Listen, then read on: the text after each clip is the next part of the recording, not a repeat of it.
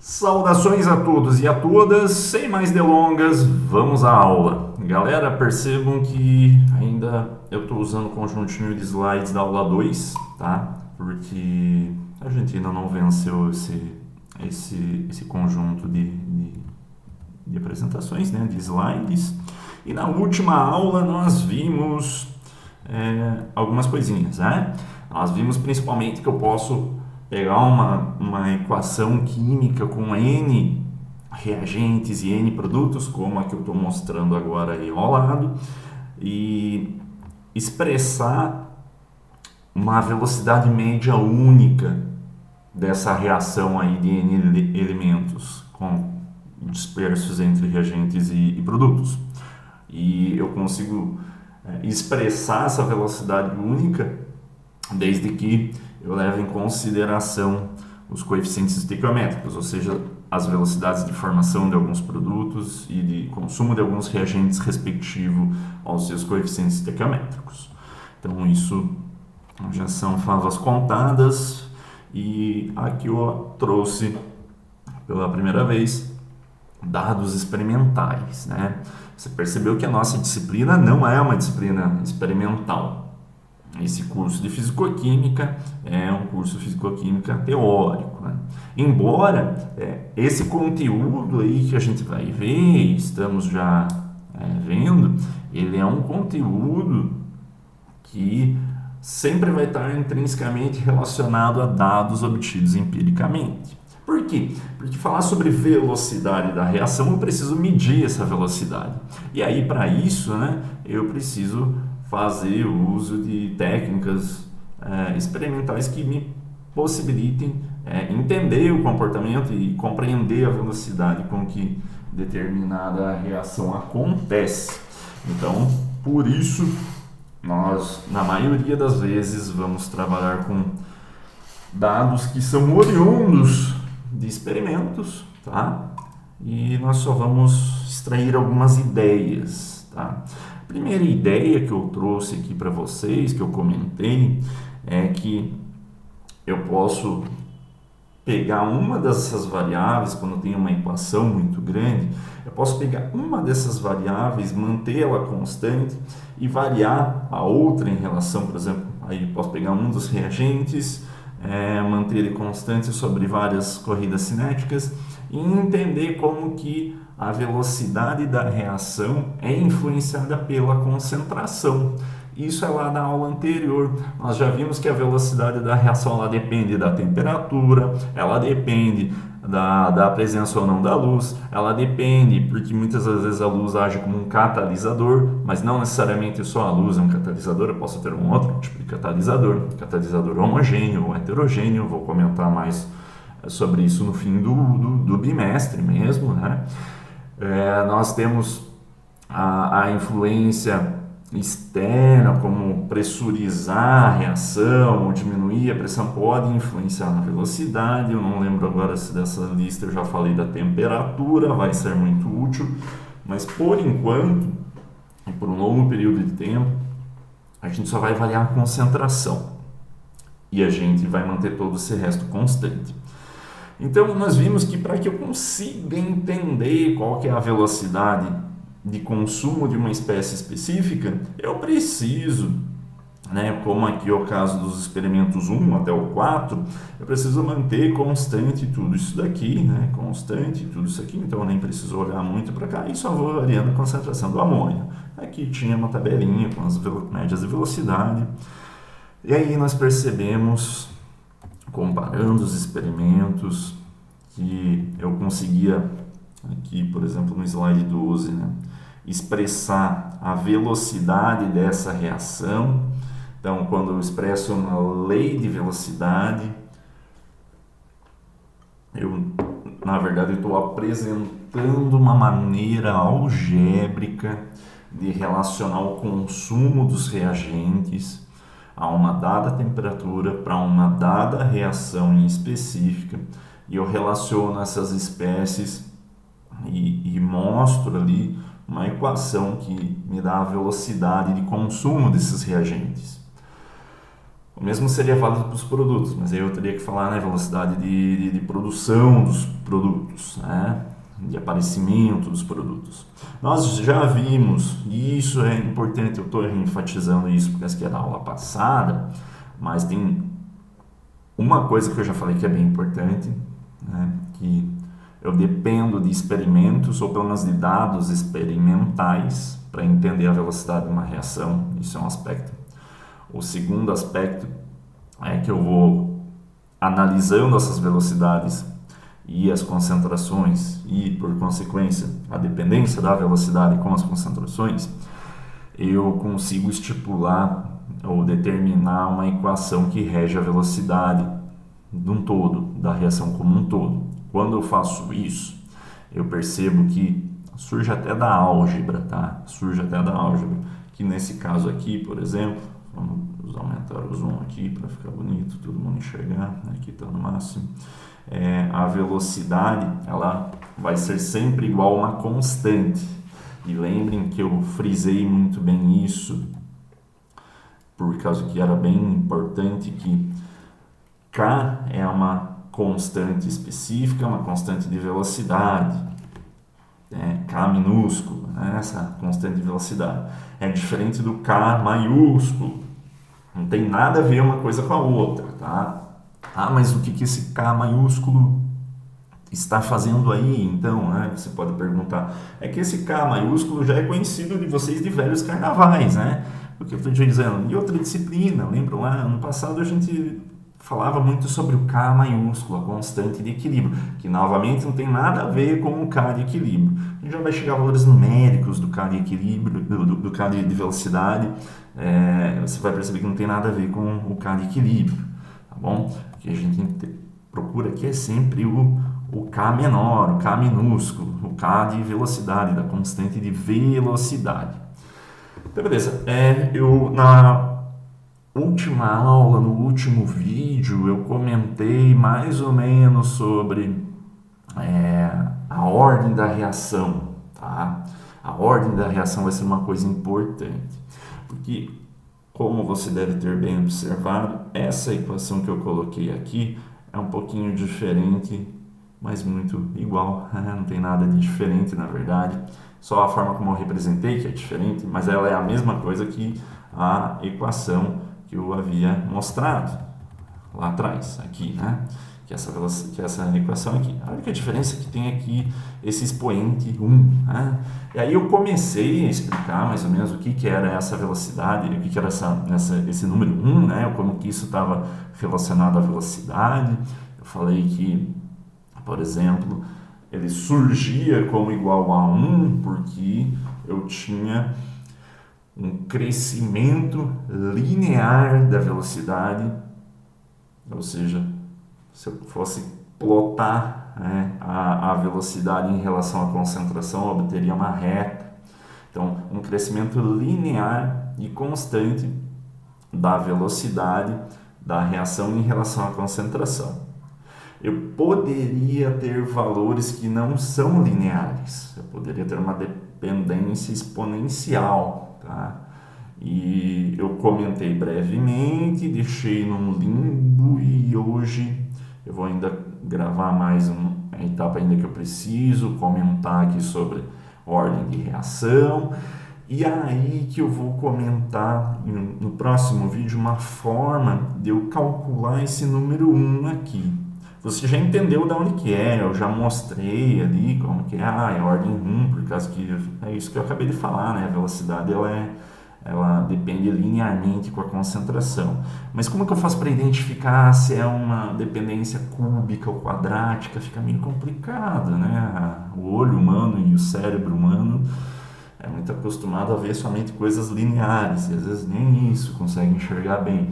Então, e aí se eu pensar numa ordem fracionária ou alguma coisa assim, vai ficar muito difícil. Então, o próximo vídeo eu ainda vou retomar esse ponto, mas eu vou mostrar uma forma algébrica bem simples de você conseguir chegar a esses números 1, a esses dois números 1 que fala aqui em cima, né, que eu estou comentando brevemente, mas como eu falei, vai ter logo um vídeo explicando de onde surge esse número 1. Mas também é dito da velocidade da reação que ela é de primeira ordem em dependência à concentração do amônio e de primeira ordem em relação ao nitrito. Tá? Então, esse primeira ordem justamente surge daquele número 1 ali que vocês viram, que no próximo vídeo você vai entender como calcula. Tá? Por hora, só entendam que é uma dependência linear. Isso já vai satisfazer você.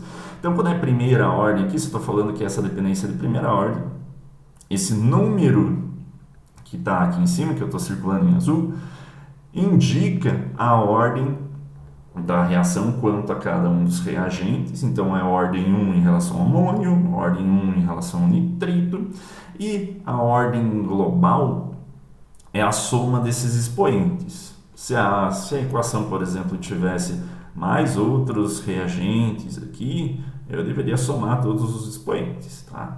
Então, como eu estou aqui somando, eu somo 1 mais 1, eu digo que a ordem global da reação é de segunda ordem. A ordem local, né, primeira ordem local em relação a amônio e a nitrito, perfeito? Quando eu falo da ordem da reação global, todos os reagentes e produtos são contabilizados nessa velocidade da reação. E aí isso, então, é dito, a soma desses expoentes indica a ordem global. Então, segunda ordem. A gente já vai entender para que nos serve essa informação, tá? Que é uma coisa meio nova que eu estou trazendo para vocês. Antes disso, isso daqui eu até acabei fazendo, né? Lembre-se que eu fiz para vocês, né? Como você tem a velocidade da reação, como você tem as concentrações, é possível exprimir o valor da constante de velocidade, né? Vou colocar uma outra cor aqui para chamar a atenção, né? Isso daqui é facilmente equacionado e efetuado, então é tranquilo. Eu fiz até acho que um exemplo ali, só isola o K, é tranquilinho, tá? Agora, coisas que eu ainda quero enfatizar, por mais que possa parecer redundância, mas que é crucial para boa compreensão por parte de vocês, meus queridos. Olha só, que eu falei de início na aula. A lei da velocidade, a lei de velocidade de uma reação, ela é intrínseca a cada reação, tá? Ou seja, ela depende somente daquela reação em específico. Eu posso ter diferentes leis de velocidade para diferentes reações. Perfeito? Só aumentar isso daqui para ficar bonito. Aí. Quando eu tenho, como é esse caso aqui, ó, uma reação qualquer, eu necessariamente, para entender a velocidade da reação e para entender a ordem da reação em relação a cada um dos reagentes, eu preciso ir para o laboratório para fazer. Mas como eu falei, isso daqui não é uma disciplina experimental, eu posso pegar dados que alguém foi para o laboratório e entender, porque aqui o primeiro momento também é só entender o que tudo isso nos quer dizer. Então, olhando aqui para cima, você tem uma equação, né? Olha que simples. A decomposição do pentóxido de nitrogênio. Uma reação de decomposição, e aqui eu já estou complicando, né? Já estou trazendo uma reação que agora não tenho A mais B indo para C e D, né? Eu tenho A somente se decompondo. Esse tipo de reação aqui, se você não lembra lá da química geral, é o que os químicos chamam de reação de decomposição. Essa reação de decomposição é uma reação que acontece em várias situações da natureza, né? Você tem a decomposição do oxigênio atmosférico em ozônio, ozônio em oxigênio atmosférico. Você tem decomposição, por exemplo, de alguns medicamentos, decomposição do peróxido de hidrogênio em água e oxigênio. E esse cara aqui é legal, né? Quando um airbag de um carro se expande, é isso daqui, né? É o pentóxido de nitrogênio, ó, que está em um estado de agregação muito menor, geralmente está até no estado sólido. Aqui o experimento foi feito com ele gasoso, mas a temperatura ambiente ele também é sólido, né? Então a temperatura ambiente ele é sólido. Quando passa uma pequena corrente elétrica por esse pentóxido, ele se decompõe em óxido nítrico, NO2, e oxigênio gasoso, oxigênio molecular. Então eu tenho uma pequena amostra, um pequeno sólido que quando passa uma corrente elétrica ele se expande. Isso pode não parecer aqui, né? Mas por exemplo, 1 mol disso daqui deve pesar 40, 50 gramas e ele vai se expandir para 4 mol de um gás e mais 1 mol de outro gás, 5 mol de gás. 5 mol ocupa o volume de, se não me engano, 22,4 vezes 5, isso dá mais de 112 litros de volume. Então é uma coisinha desse tamanho que gera um gás que ocupa o volume de 112 litros, por isso que e faz isso de uma maneira muito rápida. Então é uma reação de decomposição, e essa reação de decomposição ela já está escrita de maneira que os coeficientes estequiométricos, que é esse número aqui, né, o 2, o 4 e o 1, que não tem aqui, mas você tem que lembrar que sempre tem o número 1 ali. Então, esses aqui são os coeficientes estequiométricos.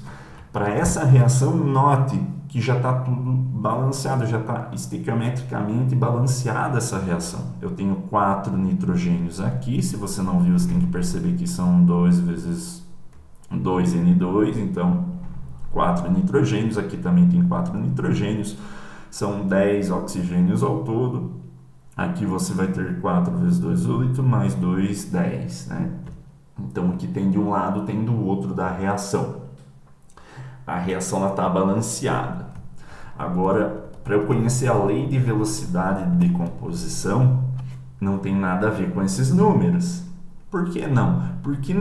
Porque, como eu estou dizendo desde o início da aula, a velocidade é algo que é obtido experimentalmente. Eu tenho que ver no laboratório em quanto tempo esse cara vai se decompor, tá? E aí eu vou lá e faço no laboratório, visto aquele jaleco de algodão bem grosso que um dia de calor esquenta pra caramba, e eu vou lá e faço os experimentos, experimento 1, experimento 2, experimento 3, mantenho a velocidade, aliás, a temperatura dos experimentos bem constante para não ter mais uma variação.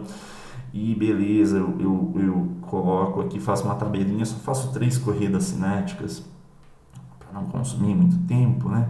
Eu inicio o primeiro experimento e faço, nesse primeiro experimento, a decomposição de 0,17 mol por litro de N2O5, que é esse valor aqui, né?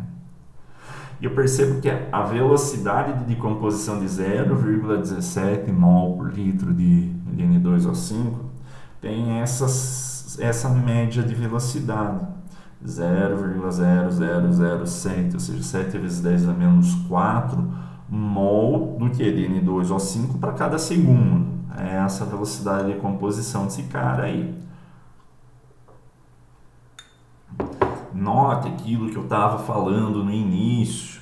O que eu estava falando no início? No início não, né?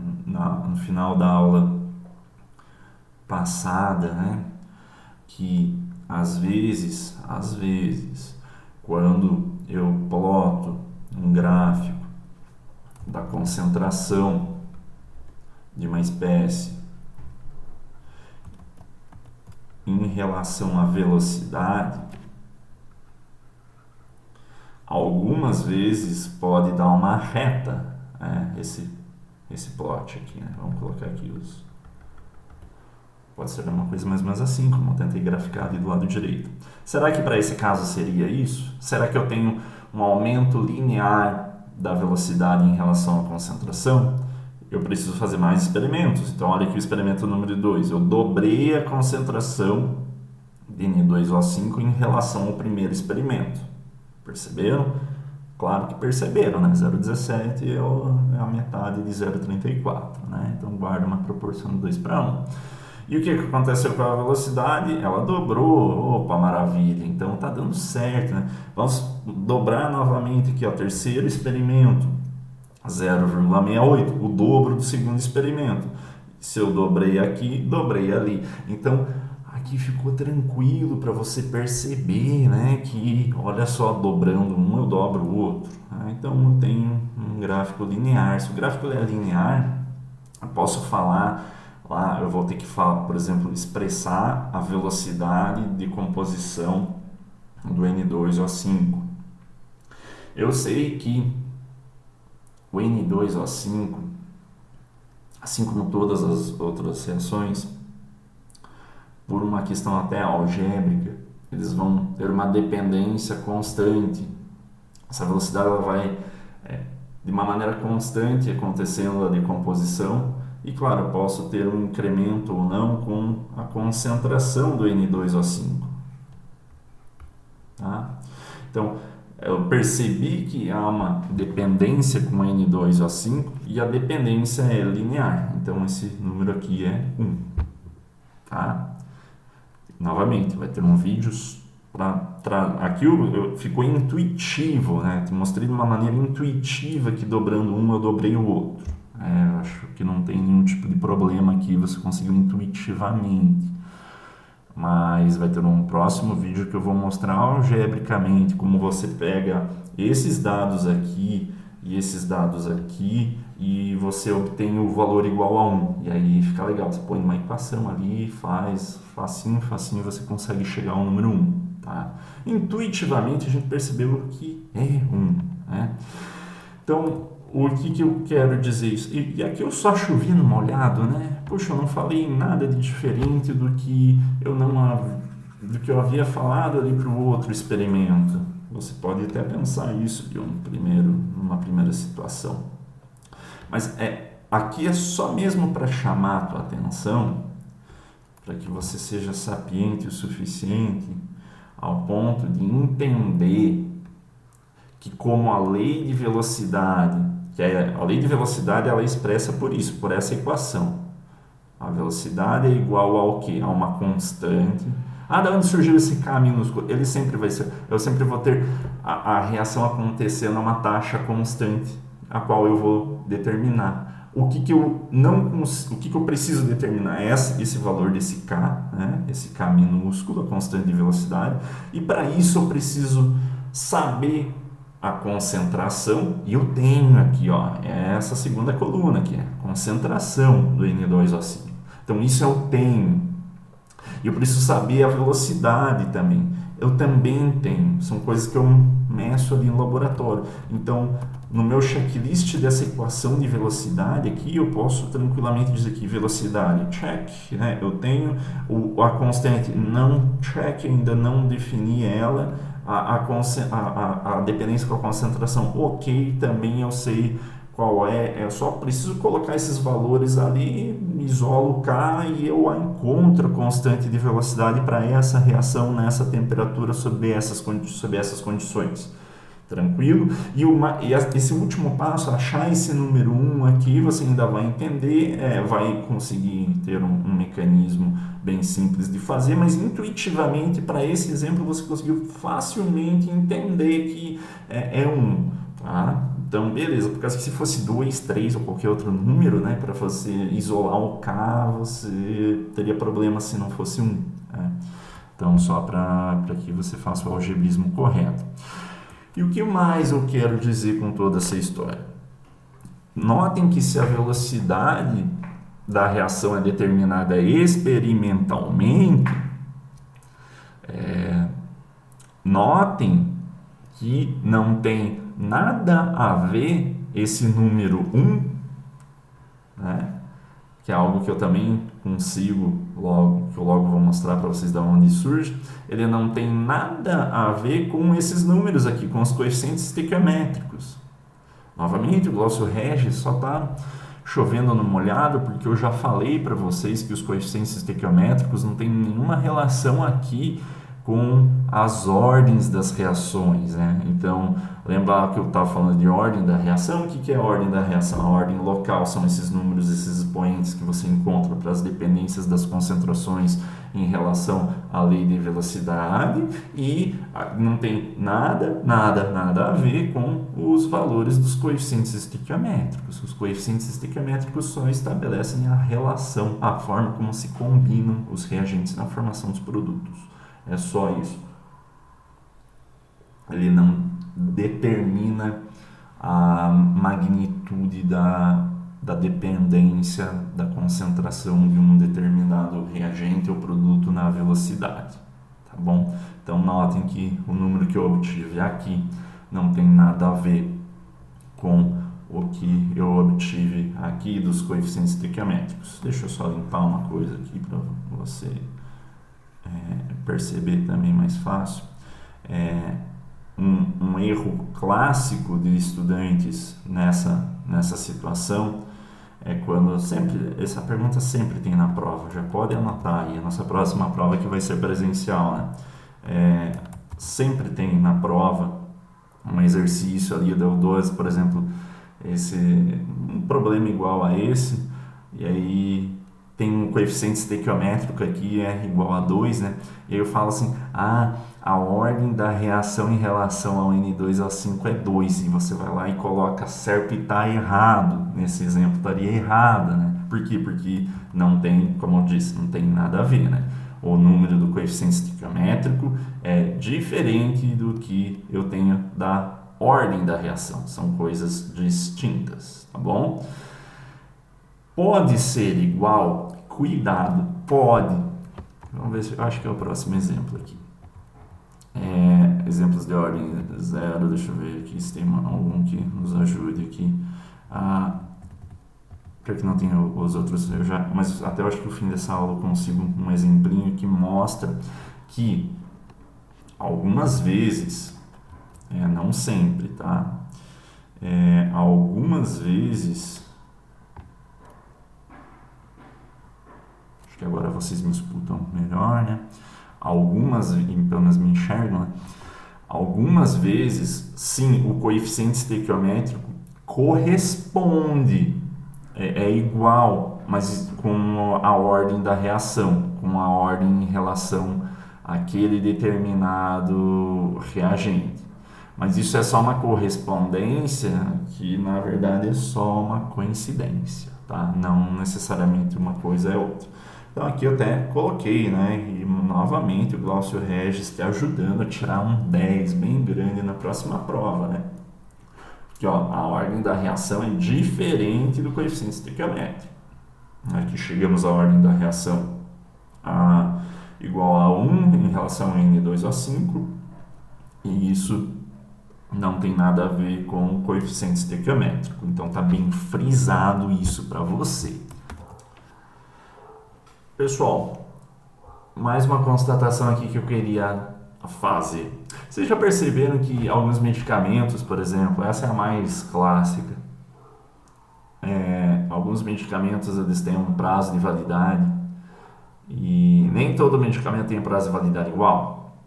E aí é muito fácil você pensar, claro, são coisas diferentes, têm tempos de vida diferentes, beleza? Mas você já notou que algumas outras coisas têm um tempo de validade extremamente grande, né? Então, como que a gente traz esse tipo de ideia para que os nossos estudos sobre velocidade de uma reação e bem como dependência da reação? É aqui que a coisa se torna interessante, porque acho que justamente acaba tendo uma influência direta nas nossas vidas, né?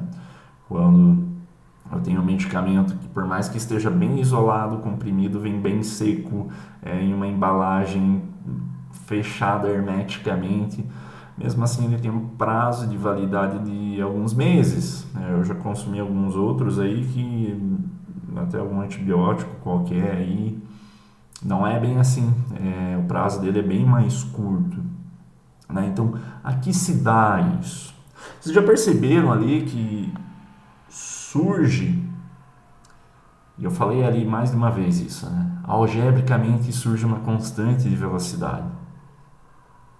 Uma velocidade, uma constante de velocidade influencia diretamente, principalmente nessas reações de decomposição, ela influencia diretamente na velocidade de composição.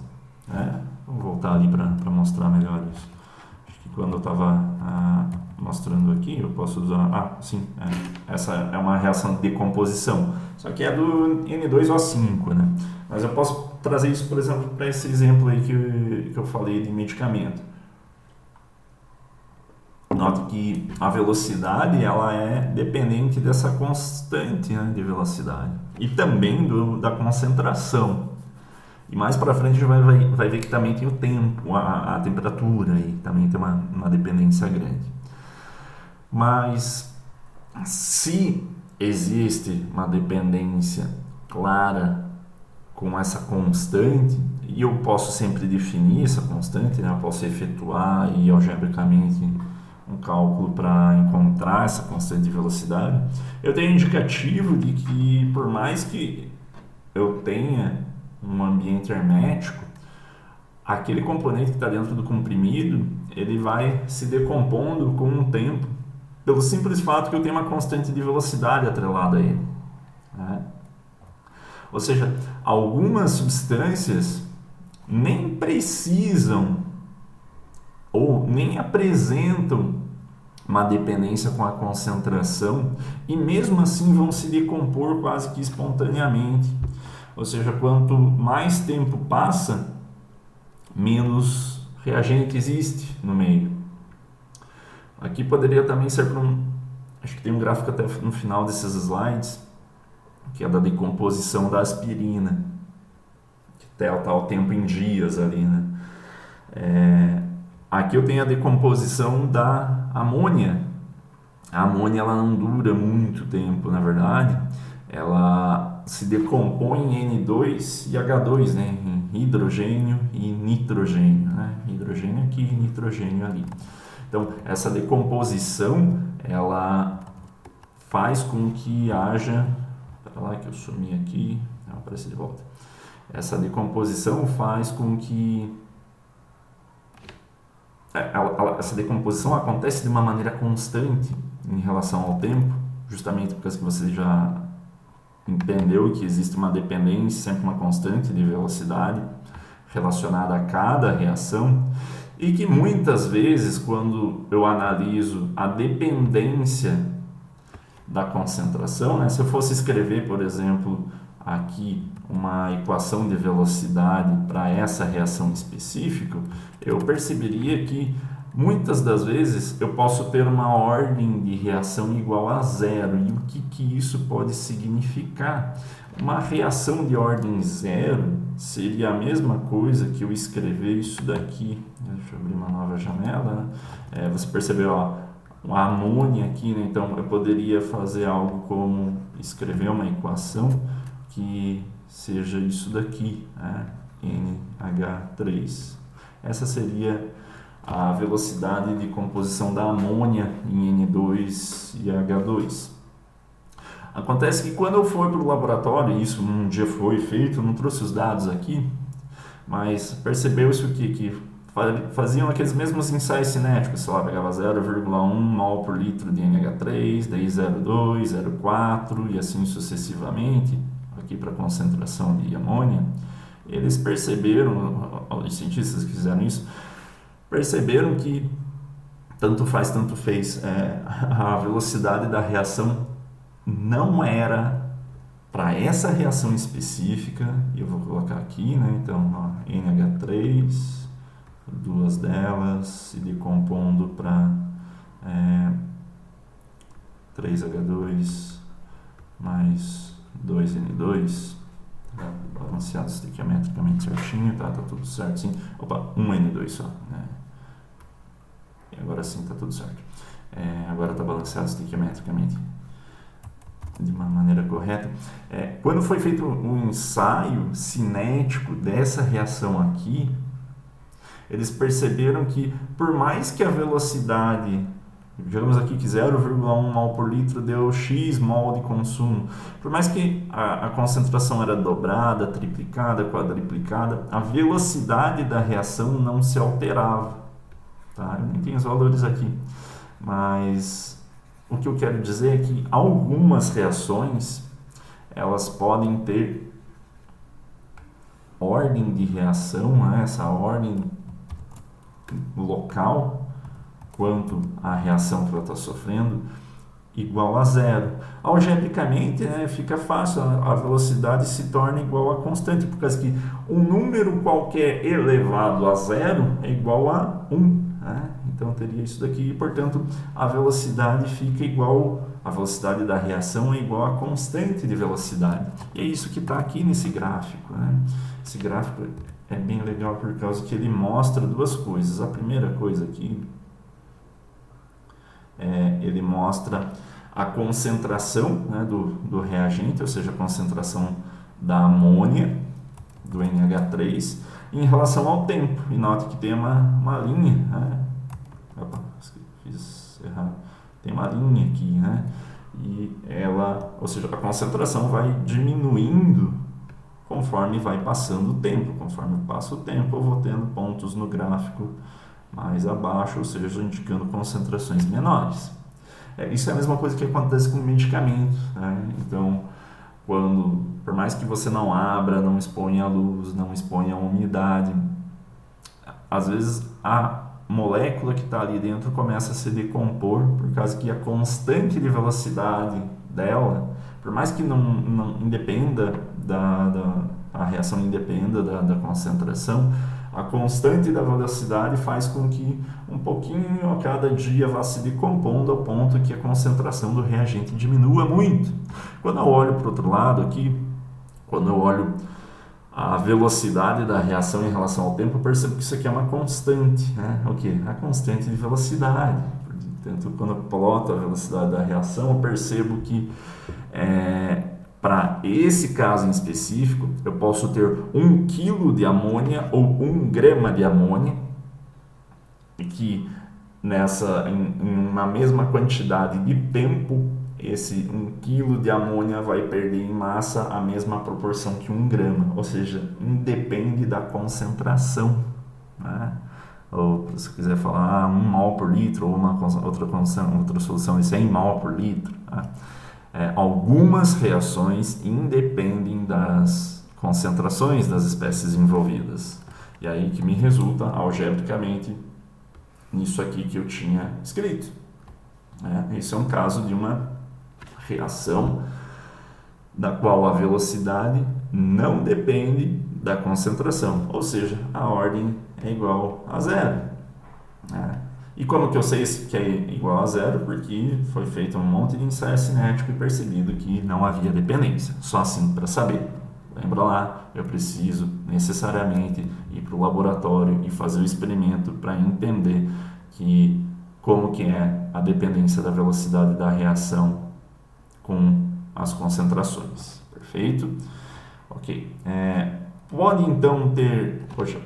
Notem por isso que também a gente não deve confundir nunca coeficiente estequiométrico, né?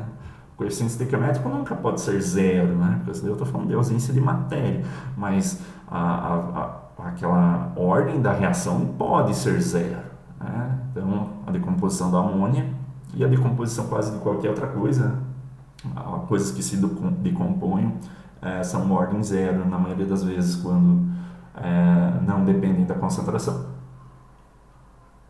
Tá, se é zero, será que pode ter outras ordens de reação em relação a pelo menos um dos reagentes ou um dos produtos que tem um número um pouco mais diferente? O que eu quero dizer será que é possível admitir ordens de reação negativas ou fracionadas? Pode. Como assim? O que seria uma ordem? Aqui é um exemplo legal. O ozônio, o O3, se decompondo em oxigênio. Isso que estava acontecendo aí na camada de ozônio até a década de 90. Né? O pessoal usava muito aerosol, aquele gás freon das geladeiras somado ao desodorante de todo mundo, aí subia para a estratosfera, ali tinha clorofluorcarbonos e esses reagentes catalisavam a decomposição do ozônio, que quando você olha aquelas imagens de espaçonaves saindo do planeta Terra, quando tem aquela fininha camada azul, aquela lá é a camada de ozônio, né? Ela é azulado. Então, essa camada ali, ela tem uma importância legal para a manutenção da vida. A gente, para variar, estava destruindo aquilo. A parte legal é que, parando de usar clorofluorcarbonetos, né? Por isso que se um dia você pegar a tua geladeira e olhar atrás dela, você vai ver, está escrito lá C-pentano, né? Ciclopentano. Antigamente, o ciclopentano é bem mais tranquilo, né? Ele é só um alcano cíclico de 5 átomos de carbono, diferentemente do clorofluorcarbono, que eu acho que era CF4, alguma coisa assim, que esse sim catalisava uma reação lá em cima na estratosfera que não era nada legal. O ciclopentano não tem problema, pode usar à vontade, que de vez em quando ele explode, mas é menos nocivo do que o que estava acontecendo com a destruição da camada de ozônio. E incrivelmente, esse ozônio, quando ele vai se decompondo, acontece uma coisa que não é muito legal, aliás, é uma coisa que não é muito usual, é que existe um equilíbrio perfeito entre ozônio e oxigênio. Quando a concentração de oxigênio sobe muito, a reação, esses oxigênios começam a se combinar e formar ozônio, e aí há um equilíbrio. Quando tem muito ozônio, ou quando tem algum outro fator que faça com que o ozônio se quebre, o ozônio vai se decompondo e vai gerando oxigênio. Tem um balanço bem legal aí na estratosfera acontecendo e salvando a nossa vida a todo momento. Como eu falei, algumas reações podem ter ordens que são negativas. Se você fosse cegamente no que eu estava falando até agora, você perceberia que a velocidade dessa reação deve ser dependente de uma constante de velocidade e da concentração do O3. Se você fosse para o laboratório e fizesse aqueles ensaios cinéticos, você ia perceber que a ordem da reação é igual a 2. Essa ordem da reação, novamente aqui, é uma coincidência que esse número 2 aqui em verde seja igual a esse número 2 aqui. Tá? É só uma coincidência. Não quer dizer que eu peguei esse coeficiente estequiométrico e joguei para lá. Alguém fez o ensaio. Eu não vou ficar te mostrando tabela toda hora. Né? Pode acreditar em mim que eu estou falando a verdade para você. É mais rápido. Então, é uma coincidência aquele número 2 ser igual àquele número 2 ali. Mas, diferentemente do que eu estou fazendo até agora, e uma coisa que você talvez não, obviamente não sabe, é que, como eu estava falando desse equilíbrio, algumas das vezes, não são todas as reações, mas para o ozônio isso é verdadeiro, o produto gerado começa a atrapalhar a velocidade da reação. Porque quando o produto é gerado e esse aumenta muito a concentração de uma determinada espécie e eles começam a se recombinar, a formar os reagentes, se eu olhar de maneira global para essa reação, o que eu estou vendo é um mecanismo que está freando a própria reação. Compreende? É como se a reação estivesse gerando algo que logo mais venha a atrapalhar. Então, a velocidade da reação ela é muito grande no início, mas conforme ela vai gerando esse oxigênio vai se recombinando e voltando a ser ozônio. Tá? Então, por isso que aqui não está, mas deveria estar uma flechinha, uma dupla flecha de equilíbrio. O ozônio é quebrado formando oxigênio. Quando aumenta muito a concentração, o oxigênio começa a se recombinar e formar o ozônio novamente. E aí você tem uma diminuição da concentração e o aumento da concentração. E fica esse balanço, esse equilíbrio, essa gangorra aí entre as espécies ozônio e oxigênio. Tá? E como que eu equaciono isso? Novamente, é preciso conhecer cada reação, cada dependência, né? A dependência de cada parte da reação com cada um dos reagentes e também com quem? Com os produtos. Justamente algumas reações é como se a reação estivesse se envenenando, né?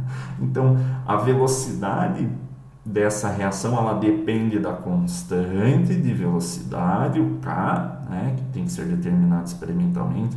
Ela depende com o quadrado da concentração do ozônio. Olha só, não é uma dependência linear, perceberam aqui?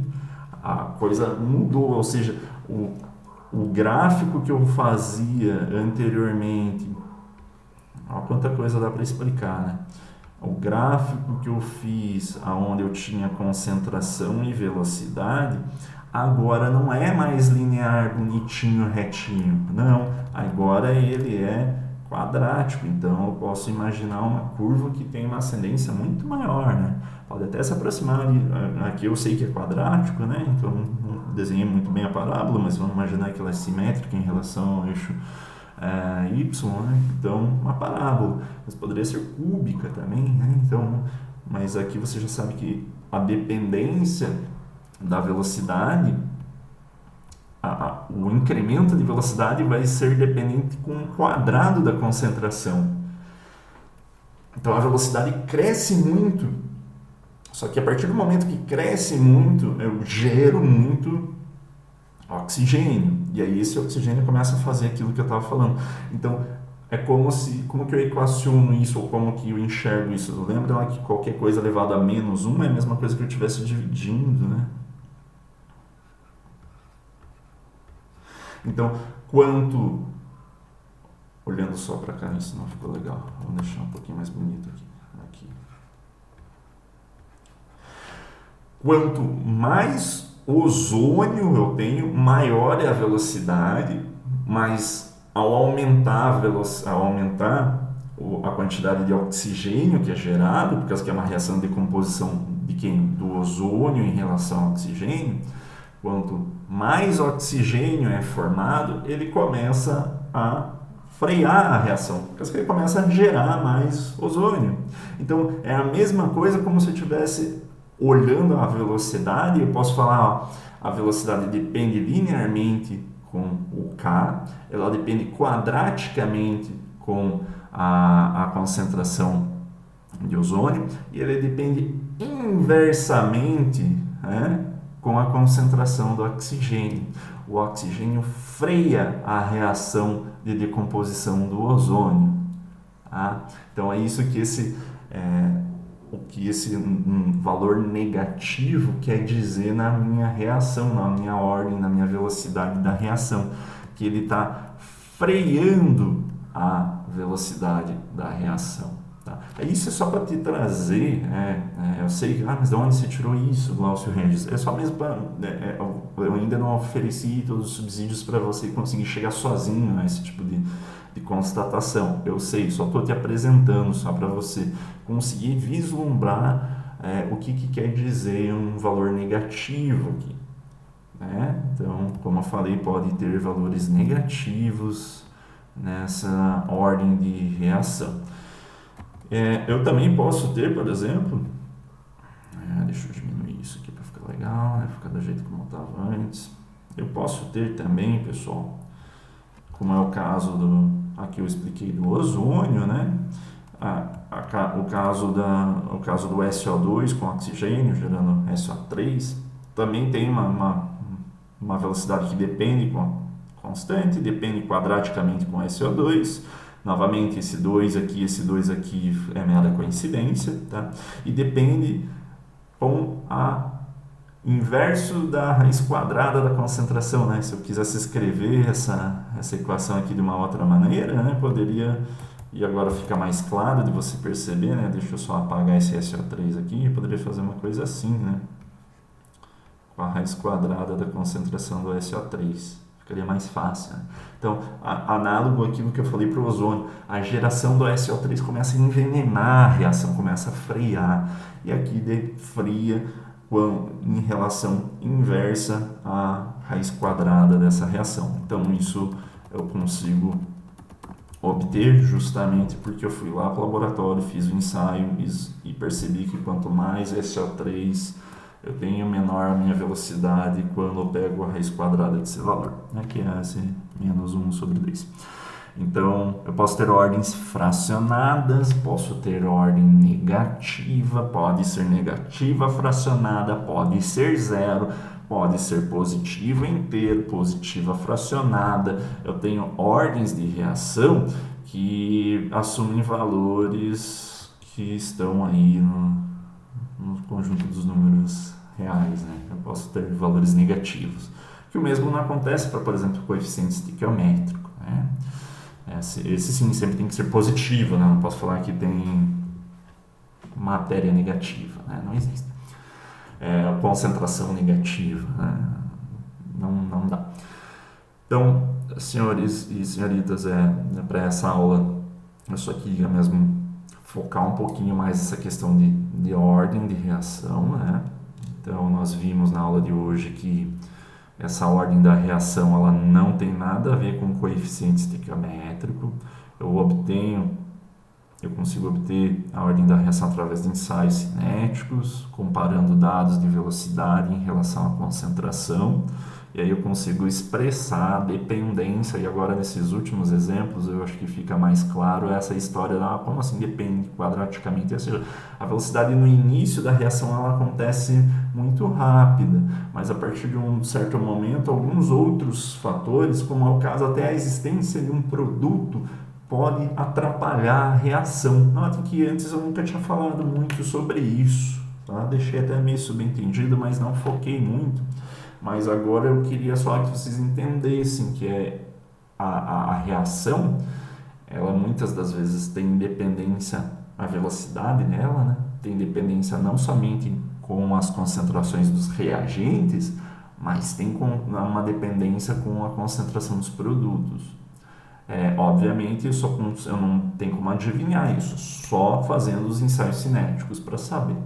E isso que eu só queria mesmo apresentar para abrir a mente de vocês. Para isso a gente logo mais vai determinar ou entender melhor como que eu consigo prever o comportamento de algumas reações em relação a isso, mas eu preciso entender em relação à velocidade, mas eu preciso entender a ordem da reação, isso é importante, tá?